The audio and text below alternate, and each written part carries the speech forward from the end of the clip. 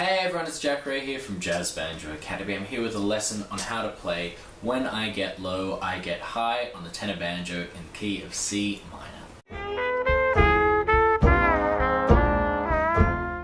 So let's just have a look at how to play the chords first off. So this song is very simple. In fact, there's only 4 chords in this whole song. And the whole A sections are just 2 chords, which is just C minor.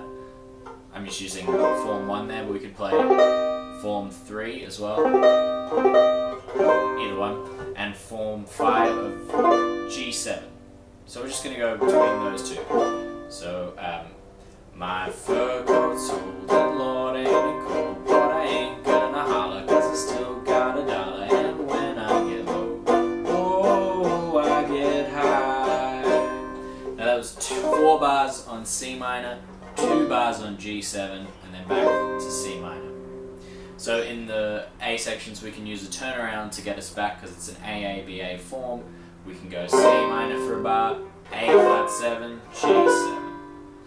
So we play 2 A sections. It's going to sound like this. 1, 2, 1, 2, 3.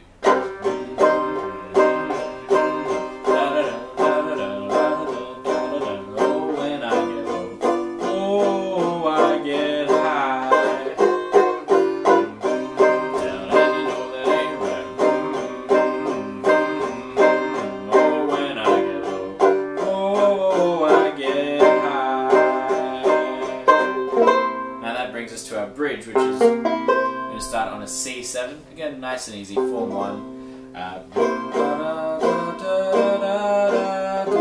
So that's 2 bars on C dominant. 1, 2, 3, 4, 2, 2. F minor. Using form 5 here. You could use form 1 up here as well. F minor. Now we hold F minor for another 2 bars. G7.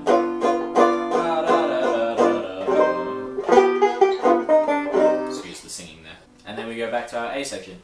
So very simple tune harmonically.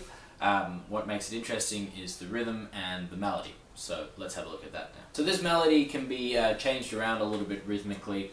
The first phrase is all just around the notes of the C minor triad. We're starting in our 5th, which is a G.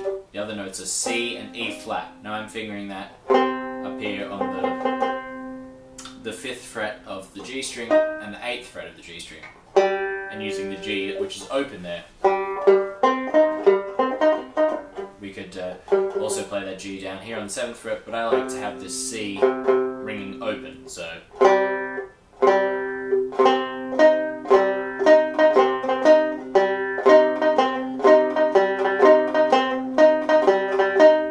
So that's just all hanging around the C minor. I find with learning this melody, it's really important to know the lyrics. So if I say them as I play it, it's much easier than trying to think of like, oh, what are the variations on that triad rhythmically. So if we think about that, we go, my fur coat's old, oh Lord, ain't it cold, but I ain't gonna holler 'cause I still got a dollar, oh, when I get low. Now I'm using some sort of diminished tones there to extend out that G7, so it would kind of be like a G7 flat 9. The melody is just D, B, A flat, G. So we can see we're coming from our harmonic minor scale. Now I'm harmonizing that by putting the A flat, the F, so that's what I mean by diminished, because we're just moving down minor thirds. And then I'm just taking that so that we end up with a 5th. Nice, like that. Now we get this other scale run here, which is, and that gets us back down. So we're starting on the G up an octave, which is on the 5th fret of our D string. So I'm starting on that G7, just using 3 strings there. Come up to the flat 9, back down, G, F, E flat, D. Land with a open C, so just an octave there. Alright, so that A section melody is a nice mix of arpeggios on the C minor chord.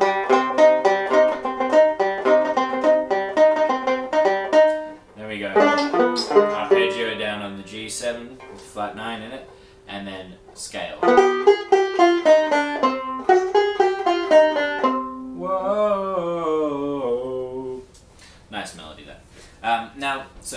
section is the same. So we've got a bridge, and then the A section again. All three A sections are the same.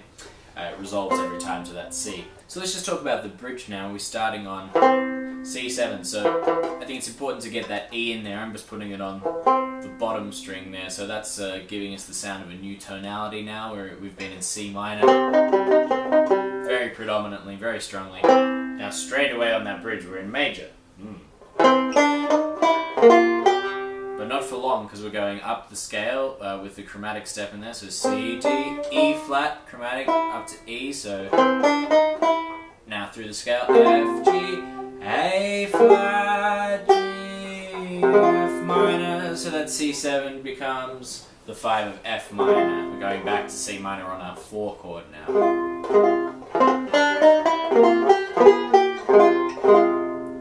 So I like to harmonize that with, so it kind of makes it like a very quick 2-5 into F minor. It could be G7, C7, F minor, or D flat 7, C7, F minor. It's just nice when you're harmonizing it. Also got a little sus chord there. So then and we end up on F minor. Again, just using bottom 3 strings here. Then you can either play that F minor like that as if we were playing form 1 without our pinky, or we can play the open string. Now we go up to, so those 3 notes are just A flat, G, F, comes up to a B flat, so F minor 11, let's go B flat, A flat, change chords, so then that's G7 with a flat 9, coming back down to G7.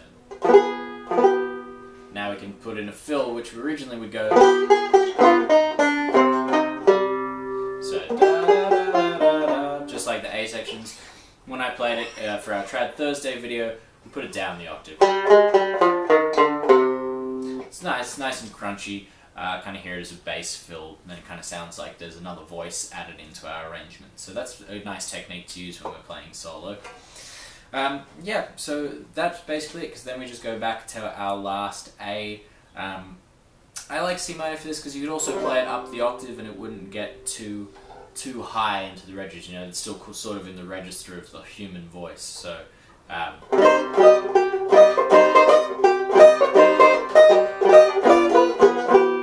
you know, if we did that up the octave as well, might get a little bit too high. But so you've got the option in C minor to play around with the octave or the register of where you want to have this tune sit. It also falls probably the most naturally under the fingers for me. It's not a particularly easy melody to play, but that's kind of why I like reducing it just to that.